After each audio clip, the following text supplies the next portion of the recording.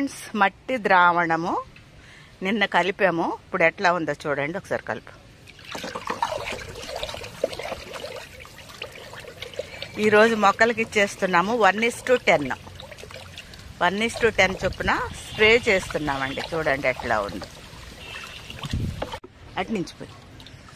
అట్నుంచి పోతే ఆపైపోయి ఎనఫ్ అంతే. గెద్దు పడకట్టాం కదా నిన్న 2 సార్లు. ఇది ఇట్లా ఫిల్టర్ ఉంటుందండి దీంట్లో.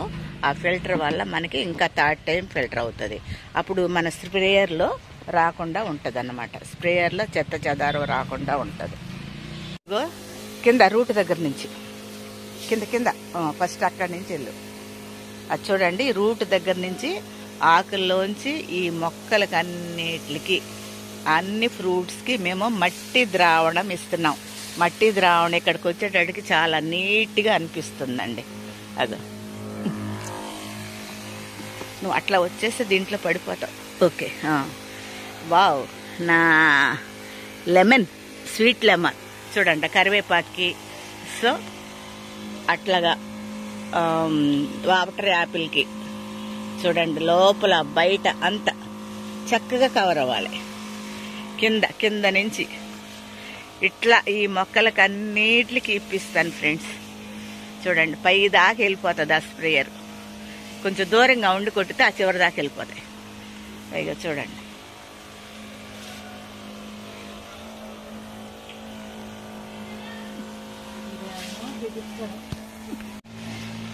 అట్లా చూడండి అట్లా ఎంత పైకి వెళ్తున్నాయి.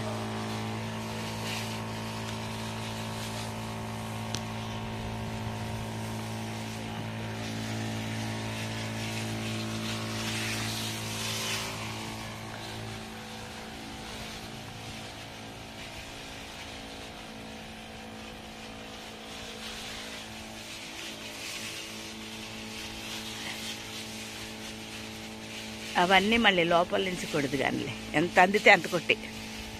సో చూడండి ఫ్రెండ్స్, ఈ విధంగా అన్ని మొక్కలకి ఇస్తామండి.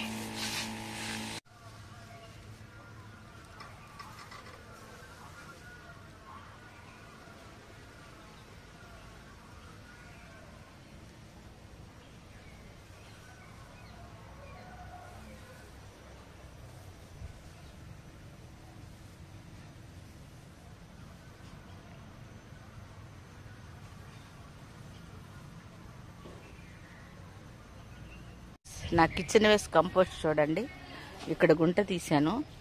ఈ ఫ్రూట్స్ కానీ ఆకులు కానీ ఇవన్నీ, అన్నము, మరి వెల్లిగడ్డ, ఉల్లిగడ్డ, అన్ని తొక్కలు, బొప్పాయి తొక్కలు అన్నీ ఏది ఉంటే మన కిచెన్ వేస్ట్ ఇందులో వేసేసి, ఇదిగో ఈరోజు దీన్ని పూర్తి చేస్తున్నాము. కొంత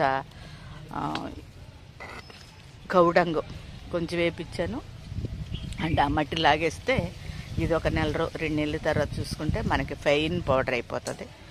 సో ఈ విధంగా నేను కుండీల్లో వాటికి ఉపయోగిస్తాను. పెద్ద మొక్కలకేమో కౌడంగు, బఫెలో డంగు గుంటలు తీసి పోపిస్తున్నాను. సమ్ టైమ్స్ ఏమో ఆల్ కేక్స్ ఉన్నాయి కదండి మన దగ్గర, ఆ కేక్స్ పౌడర్ వేపిస్తాను, ఫెర్టిలైజర్స్. అట్లా ఆ విధంగా నేను నా గార్డెన్ డెవలప్ చేసుకుంటున్నాను. హలో ఫ్రెండ్స్, మట్టి ద్రావణం ఇవ్వక ముందు ఉన్న మొక్కలు, ఆకులు ఎట్లా అయిపోయినాయి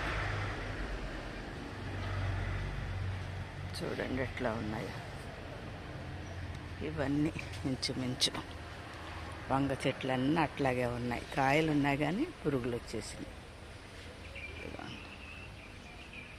కాయలు ఉన్నాయి కానీ పురుగులు, ఆకంతా రంధ్రాలు పడిపోయింది. చూడండి ఎట్లా ఉందో. మరి ద్రావణం కొట్టిన తర్వాత ఎట్లా ఉంటాయో చూద్దాం.